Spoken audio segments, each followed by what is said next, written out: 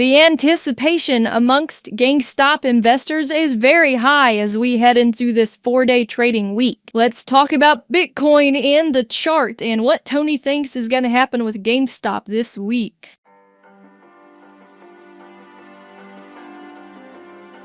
Hey guys, happy Monday. It is Memorial Day here in the United States, and I hope that you all had a meaningful holiday, got to spend some time with friends and family, and spent at least a moment thinking about our fallen heroes that we have lost along the way.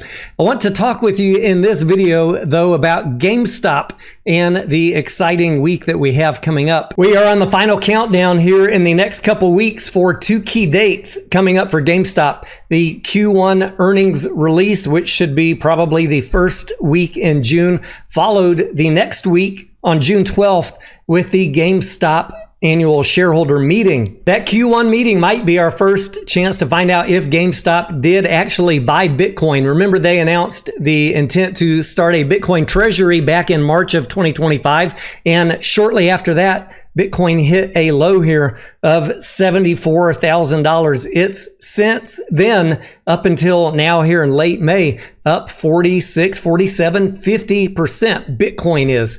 And GameStop has followed right along under the presumption, I think, this is my DD, my thesis, under the presumption that GameStop bought Bitcoin down there when it was cheap. If we lay the GameStop chart since the beginning of April over the Bitcoin chart, GameStop being this yellow line here, you can see that it is very closely tracking the move with Bitcoin. And that is my working thesis of why GameStop is going up, because there is no really other new news on GameStop. I know a lot of people confuse you guys with different ways to value the share price of GameStop. Remember that share price is generally derived off of future expectations of earnings of a company. So you take the earnings in a PE ratio and compare it to its peers.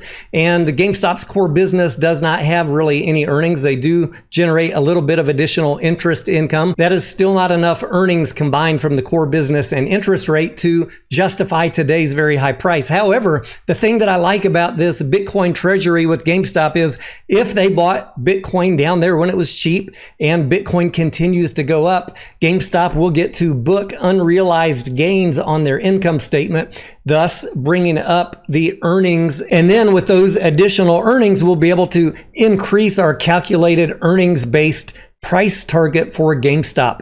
And keep in mind, it's always based on people's future expectations for earnings. The Bitcoin play is the one reason that I am bullish on GameStop at the moment. It is still a speculative stock trading at these very high levels. However, I did purchase GameStop at $21.25 on April 3rd after they announced the Bitcoin treasury move. Plus, as we can see here on the chart, the GameStop chart, the stock was down here in the demand zone, which is where I like to buy. I'm not a everyday buyer of GameStop. I try and buy it cheap and sell into run-ups, rinse and repeat, lock in those profits as often as possible. That might not be your style. If you're a buy and hold GameStop person, that's perfectly fine with me. You do you. I'm going to do me. I'm going to lock in gains when it makes sense.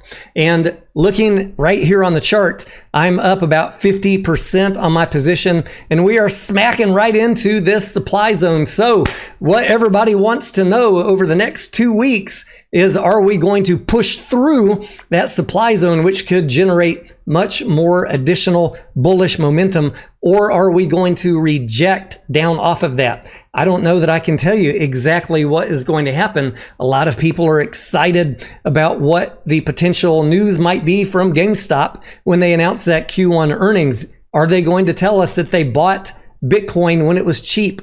Or are they going to say they haven't bought any yet? I think that that will have a meaningful impact on what happens with GameStop's stock once we find out that news. The other thing that I am going to be watching over the next 2 weeks coming up into earnings is what happens with Bitcoin, because my general thesis remains if Bitcoin continues to go up, I expect GameStop to move with it until we get some news from the company and find out for sure if they bought Bitcoin or not. If you are a risk-averse trader or a swing trader and you see the stock starting to smack up there against the supply zone, that is often a time where we think about starting to take some profits off the table, especially in a position like mine where I'm up over 50% or so in just several weeks, not even 2 months. However, a couple of other things to think about is what is going to happen with Bitcoin over the next couple weeks, because if you think it's going to keep going up,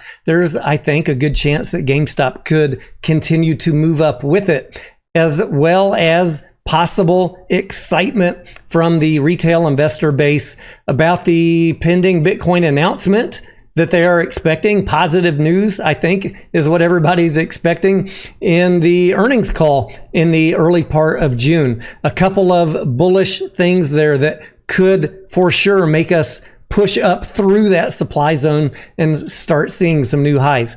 The other problem that happens though, when we hit that supply zone, that is a previous point of resistance and the stock might start going down from there. It might bounce back down. The other thing that happens with stocks like this, the higher they go, the more short pressure you start getting. Plus you have that bond trader delta hedging going on. And the higher that GameStop goes, the more hedge they're going to put on for their bond delta hedge, which means more shorts being applied. I can't tell you exactly how that's going to play out. We got some new dynamics going on here in GameStop, and we're going to all figure it out over the next couple weeks as we go into earnings.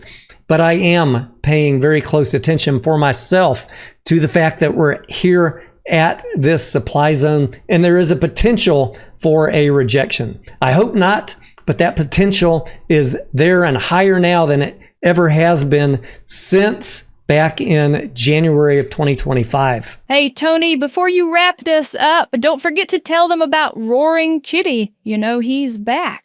Thank you for the reminder. I wanted to talk about that with you guys. Roaring Kitty, last week, he unfollowed Ryan Cohen on Twitter, and that's what everyone was talking about at first. And that is still out there. And, for me, that's not that big of a deal. I'm not in GameStop because of Roaring Kitty.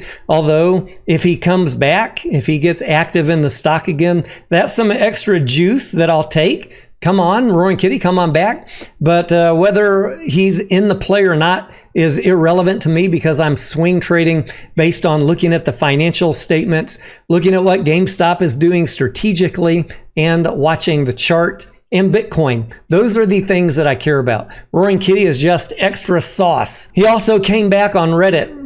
Come back on Reddit might not be the right phrase. He's probably always been trolling through Reddit, reading, and he earned a new achievement over this weekend, the Banana Aficionado. You can see the date here, 5/26/2025. That achievement award goes to people on Reddit, depending on how much they've scrolled through reading various posts on Reddit. So we know that he's reading Reddit. What is he reading? Anybody's guess, but I bet you it has something to do with a stock or two that he's invested in or thinking about investing in. Could it be GameStop? Let me know what you think down in the comments. Thank you guys so much for watching. If you have any questions, leave them for me down below. I am Tony Denaro, and I will see you on the next video.